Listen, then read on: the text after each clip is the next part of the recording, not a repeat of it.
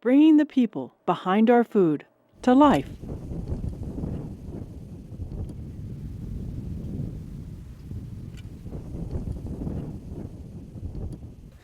We raise primarily wheat. We also raise barley, mustard. We have cattle.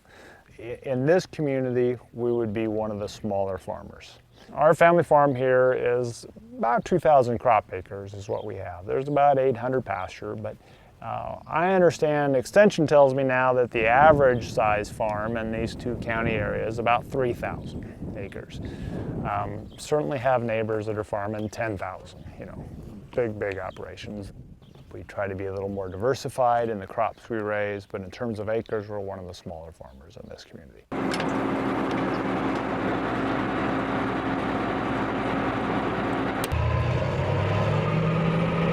We raise soft white winter wheat here in Oregon, eastern Oregon. So today what we're doing is harvesting that wheat.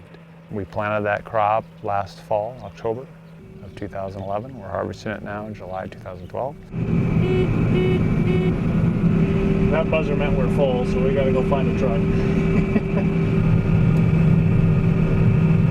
We're trying to be competitive on smaller acreages here by doing a really good job of raising yields and good quality products and marketing those the best we can.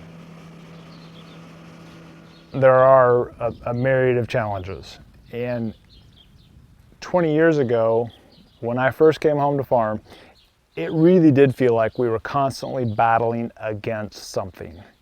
And I feel much more like now we're being really more proactive. I'm not an agronomist. I don't want to be out there figuring out what's wrong with my crop. I want to plant my crops in such a way that those problems aren't an issue. The family's had a very strong conservation ethic. We're continuing that. We've adopted no-till. We're trying to maximize the production on the acres we've got in an economic, sustainable fashion. So what may be a little different that we do here is rather than relying on chemicals only, we're trying to do some cultural practices, crop rotation and whatnot, changing the fall planting to spring planting and doing some things to allow us to address those challenges, to treat the cause of our problems rather than just the symptom.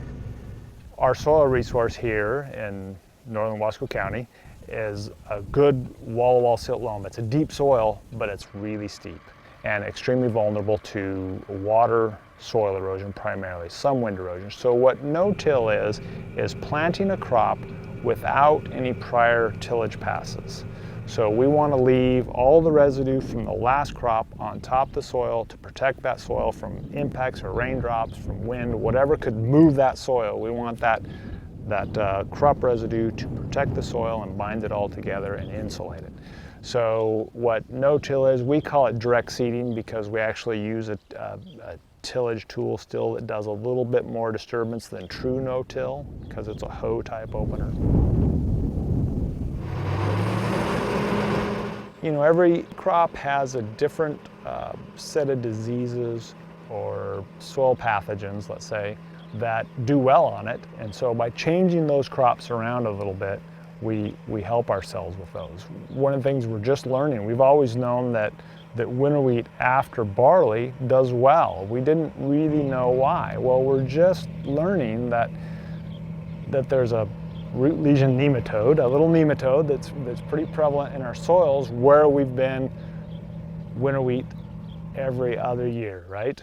It does really well in our environment. If we put a barley crop in there, foul it, and go back to winter wheat, it cuts the nematode population way down. And we think now that's why the wheat does so well after a barley. So it's an evolving thing. It's a work in progress. It's never going to be finished, but we're always trying to find a better way to sequence those crops so that we address the various problems that crop up. I'm encouraged, really encouraged by what I saw. I mean, I just harvested the nicest winter wheat crop I've ever harvested here, and I know it was rotation.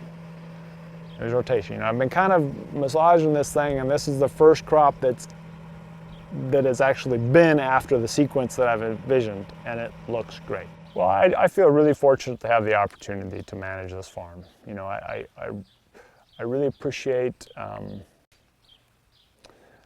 the sacrifices that were made by the 4 generations prior to me, just the family stories, the traditions, recognizing that there were a lot of days over those 120 years or whatever it's been when any individual had a choice to go this way or that way, and they've made the decisions that's kept us here, and I value that.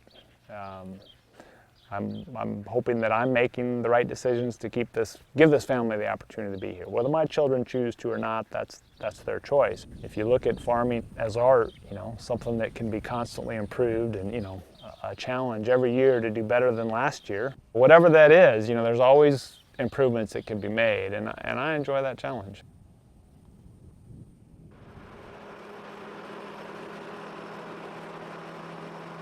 We are harvesting it with a John Deere 9750 combine. In the cab here, most importantly, my satellite radio. Over here I've got a unit that keeps track of how much wheat I'm losing out the back of the combine.